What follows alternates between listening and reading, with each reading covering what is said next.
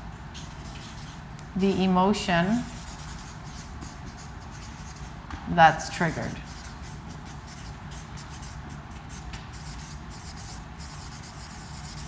Okay. So we want to do that fairly early. We don't want that to get too far along. Remember last week when we talked about when the ego voice goes way over here?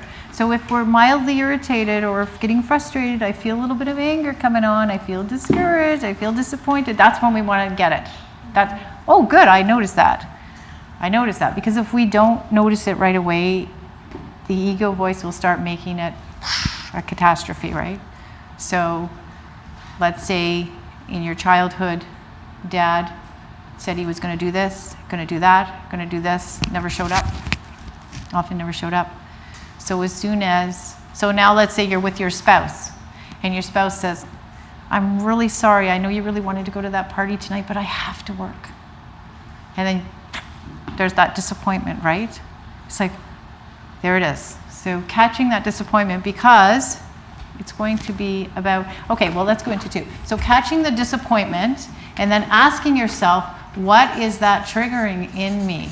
What is that feeling, disappointment, triggering from my past?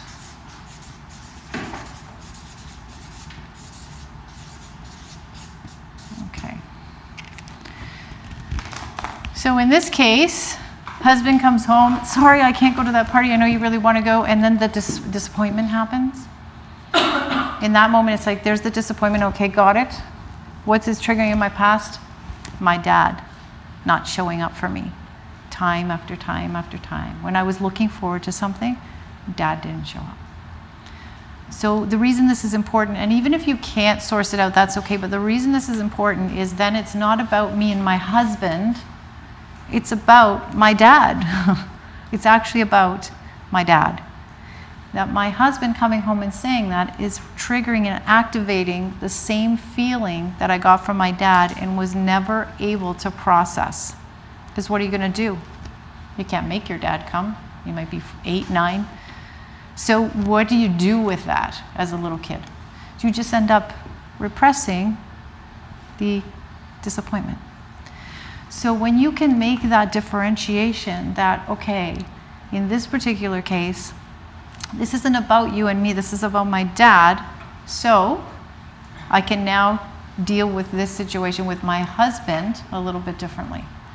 So step 3 would be identifying the source. So where it's coming from, sorry, that's not step 3, that's step 2.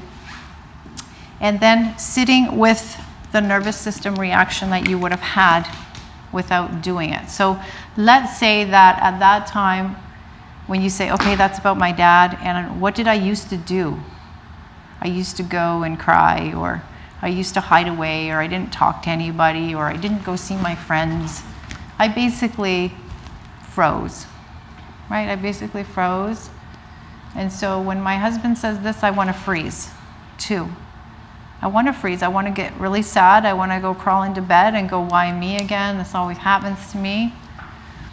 But instead of doing that, you're going to sit with the nervous system reaction, whatever it is.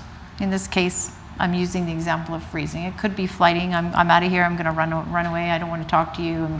And, all of those kinds of things. Sit with the nervous system reaction anyway, and don't do it. Don't run. Don't freeze. Don't fight. And the way you do that is you disengage. So we're gonna sit with the nervous system reaction without doing the typical thing that we would do. So sit with the nervous system reaction. Maybe we'll call this nervous system activation without reacting. Without. When it gets down here, my printing is going to get without reacting. I'm just telling you right now. I take full ownership. Okay, so that's going to require you also to detach from what your husband's saying in this case. We can do a personal example if you want after. So a husband is saying, I'm really sorry. I know you want to go to this party. I can't make it to this party. And you're like, okay, I'm getting really disappointed. okay, what's that triggering in me? It's triggering my dad, because my dad used to do this all the time. So I would go and I would run away, I would cry, I would close the door, isolate. But I'm not going to do that. I'm going to sit here anyway with my husband, but I'm not going to interact with what he's saying. I'm going to kind of watch what he's saying. I'm not going to attach to it. And you could try that mindful stuff I talked about in mindfulness last time. I'm just going to sit here in my body and watch, but I'm not going to go in my room, close the door, cry, lie down. I'm not going to do that. I'm just going to sit here and I'm not going to attach to what he's saying. Because if I attach, I'm going to go, what? Why did you tell them that we have a party tonight? And we're going to start this thing, right? So I'm not going to do that. I'm going to recognize that I'm sitting here and I'm processing that past emotion with my dad. And I'm going to process that. And that means I'm not going to do the same thing I've been doing for 15, 20 years. Some of you are probably younger than that. However many years that pattern has been happening, which you're probably not aware of. So you're going to sit with that emotion, detach. You want me to put detach as one of the steps? Or detach? That's sort of a given, but just if you don't detach, it might be difficult. So detach emotionally. It doesn't mean you don't care. It just means you're trying to process this, so you don't want to start attaching to this other emotion. And then, so that's different from flight, from freeze, because with freeze it's kind of like okay, screw you, I'm just gonna ignore this whole situation. You're becoming numb. You're giving up. Yeah, but here you're not giving up. You're just witnessing it happen, and you take you take full control of that. This is happening, but I'm just going to relax and absorb it, just kind of like the wave kind of pass. Yes. So you can watch what's happening. Oh wow, my husband is really upset about this or whatever, but you're not going to attach to it. So it's kind of use the word. You use the word present. You're going to be present with it. You're just going to watch it, right? But you're not going to go into the past. So you're going to be present with what's happening. And the detaching is okay. It's not like you're freezing, because if you were freezing, you would be shutting down. I don't want to hear this. I'm going to bed, that kind of thing. So detach emotionally, just sit with it. And when the nervous system reaction stops, because it will go down and you'll feel that balance again. Heart rate will go down. You won't feel as upset about the situation. I don't know if any of you have ever done I'm going to walk away and come back. I'm going to count to 10 and come back. The reason you do that is because you might not be conscious of it, is because your nervous system reaction will go down in that time you walk away. So for some reason, when I walk away and come back, it's better. That's why. So we want to deactivate the nervous system by waiting for it to stabilize. So we'll just say deactivate nervous system. This sounds long, but I'm going to go over it, and it's not actually that long. Nervous system. And rebalance. Okay. And then when you deactivate the nervous system and you don't feel that anymore, you're just like, okay, this is okay, it's okay. You're going to respond instead of react. Because you're only reacting when the nervous system is activated. So when you deactivate the nervous system and you wait for it to go back to balance, now you have calmness and you have clarity. You're not coming from that nervous system place with whatever's going to come out of your mouth at that time, and it's going to be something that's been from the past. So then you're going to respond. So now people might have some difficulty with the responding thing, like, well, what if I say, well, why did you do that? Like now my activation is down, but now I'm going to say that and I'm going to reactivate everything again. So one thing I like to tell people is when you get to the point where it's like, okay, now I can respond, how do I want to respond? Not how do I want to, is to think about responding with love rather than fear. So if I were being loving right now, what would I do in this situation? I might say to my husband, that's really too bad, because I know that that's really too bad that you have to work when we could have went to a party. You can say you're disappointed, I'm disappointed, but there'll be another time. Or maybe I'll go with one of the friends that's going. Or maybe you give your husband a hug and say, well, I know you really tried. Something compassionate and loving rather than the standard, because we're going to start the reactive pattern all over again, right? This is much easier to do when you're in the responsive state. It's not as hard to do. It's impossible to do when you're in the reactive state, because you're not coming from a place of love. You're coming from a place of fear. That's why we have the fight, flight, or freeze mechanism, because it's to help us survive fearful situations. But today our situations of fear have become daily.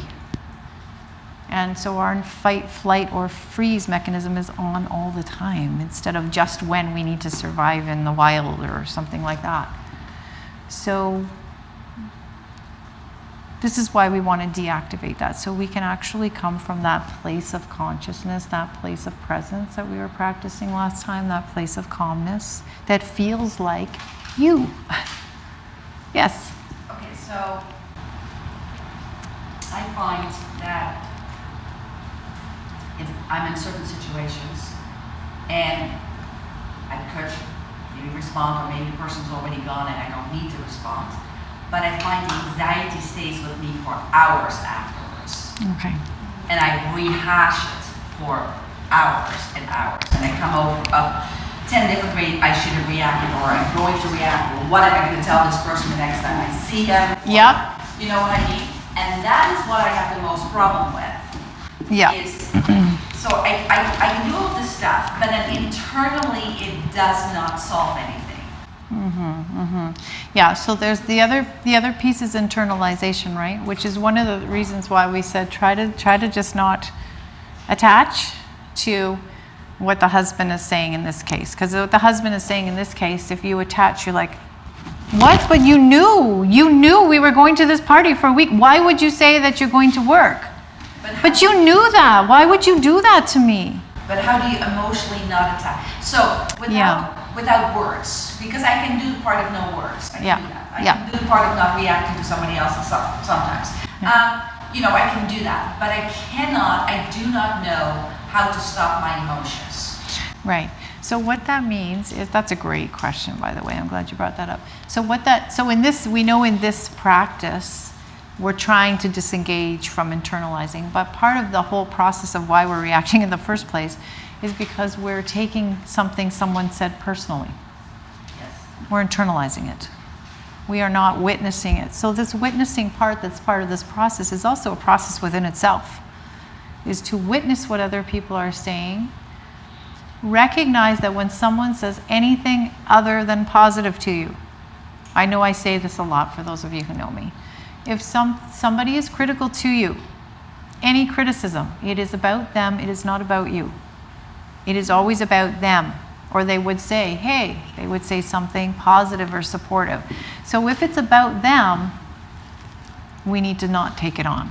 So we take it on, but this is where we have to disengage and say, okay, well, I'll sort of witness what's going on for you, but this has nothing to, in my mind, I'm saying, this has nothing to do with me. This has to do with you. And lovely, I'll keep that there. As you criticize me, I'll stand there and, yes, realize that you might be having a bad day. This is about you. And then I don't internalize it. But the moment you defend yourself, or you fight, flight, or freeze, you've internalized it. The moment you fight, flight, or freeze, you've internalized somebody else's criticism of you or negative issue of you. Because now it's like, so let's say somebody comes in and they say to you something like, why didn't you do that today? Why didn't you pick up the dishes? You were here all day. Why didn't you do it? Sorry, Mindy. That's just an example. And Mindy wants to go, well, because I had this to do and that to do and this to do, and I have things to do too, right? So she's internalized it then. Not that she is internalized, just for the example, but in this case, she would have internalized it because she would have defended herself, which makes her somehow guilty of this thing that she's being accused of, which really doesn't have anything to do with her. It has to do with the partner. Because if the partner doesn't come home and say something like, do you need some help with the dishes today? You must have had a busy day. Although we wish everybody communicated like that in our society. It's about his own turn. It's about his frustration. So when someone comes at you like that with criticism, with judgment, the first thing to do is separate that out in your mind. That's about them and not me. In your mind, that's not. So that's what you have to do. You have to keep saying that. Yeah, you have to. And so even if you're 3 hours later are all upset, like I had a situation happening yesterday, I didn't sleep all night. Okay. I just didn't. I just did not sleep. Yeah. Based on, I did not react to this person. I Yes. Yeah. didn't do anything then, but since then I have not been able to sleep. Yeah. Or, I've not been able to. So how do I then, at 3 o'clock in the morning, get this out of me so that I can get a couple of hours of sleep? Why is it always at 3 o'clock in the morning? Did someone develop that plan? 2, 3. No, when your mind's quiet, that's why. But yeah, so you've internalized something, and you've activated the nervous system, and so now you're asking, how can I deactivate the nervous system? Yes. Recognize that whatever it is, it's about the other person. If you did something, take responsibility. You're going to take responsibility for it. But that's different than somebody criticizing you or judging you. Then it's like you don't want to take responsibility, because even if there is a little piece that you want to take responsibility, this is not the way to do it. Because it's going to turn into like, I don't talk for 3 days, I don't want to hang out with my family, it's going to turn into all that. So it's great if you can catch it when it happens, so that it doesn't go on for 3 days and in the middle of the night you're trying to figure out how to get out of this thing. So that's why this process is very important, because it's trying to catch these things in the moment as they come up and practicing it so that it starts to become natural. Not like something you have to practice, what's 1 step, 2 step, but something that comes naturally for you rather than the reaction.